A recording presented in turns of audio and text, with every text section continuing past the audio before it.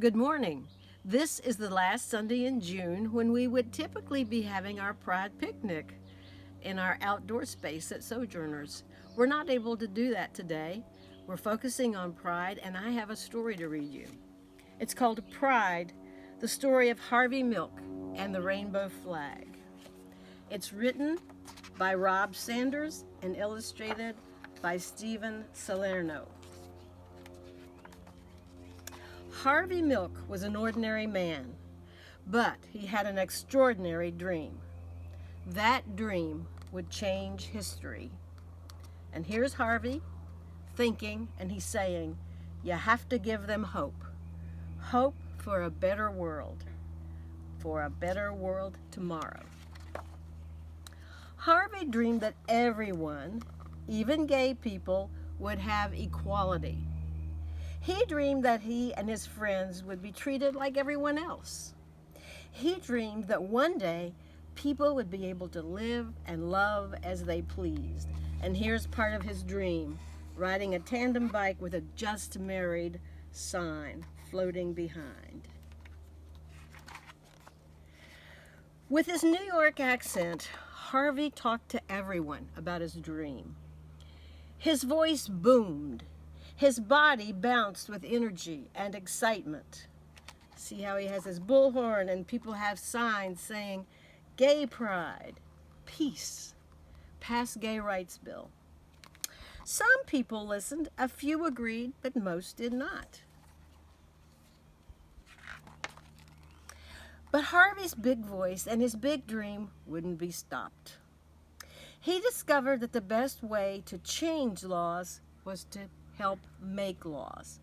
In 1977, that's about 40 years ago and a little more, Harvey Milk took a big step toward that dream when he became one of the first openly gay people to be elected to political office in the United States. Harvey and his friends planned marches to protest inequality and unfair laws. And just days before one of the marches, Harvey had an idea.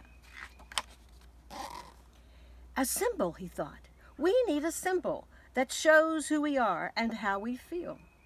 See the symbols? There's the peace flag. A heart is a symbol of love. The flag of the United Nations, and of course the American flag.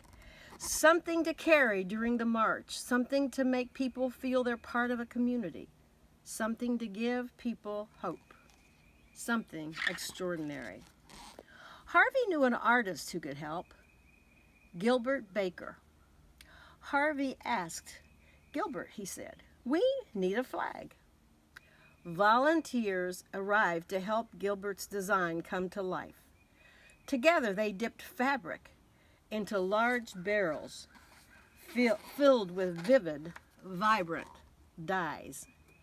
They cut and they pieced and they sewed until finally Gilbert, Harvey, and the other activists had a flag with 8 colorful stripes, a flag that Harvey hoped would give hope. And on the flag are written the words, rights are won only by those who make their voices heard. On June 25th, 1978, when it was time for the march, a breeze stirred in San Francisco. The flag unfurled. The wind blew. The flag fluttered, flapped, and flew. A rainbow as bright and unique as the men and women who walked behind it led the march. Harvey and the people asked for equality. They asked to be treated like everyone else. They asked to live and love as they pleased. They hoped the march would make a difference. And look at all the people. Harry was proud of the flag and proud of himself. I should have said Harvey. Harvey was proud of the flag and proud of himself and everyone else. He hoped that others could be proud too. 5 months later, on the morning of November 27th, 1978, Harvey and the mayor of San Francisco, George Moscone, were assassinated. Their lives were taken by a man who did not think like Harvey, or feel like him, or love like him.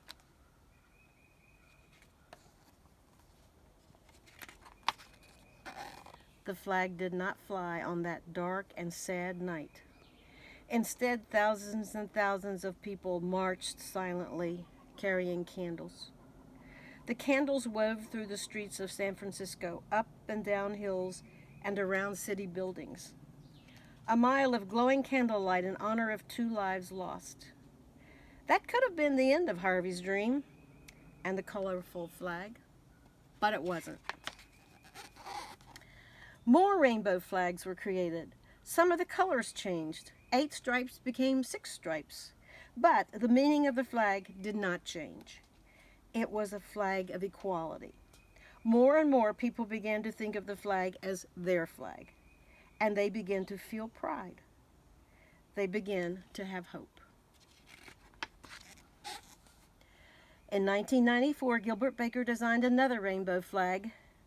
This one was larger than all the rest. Women and men side by side carried the flag, a proud mile-long rainbow floating through New York City. The flag wove through the streets, up and down avenues and boulevards, and around the city buildings.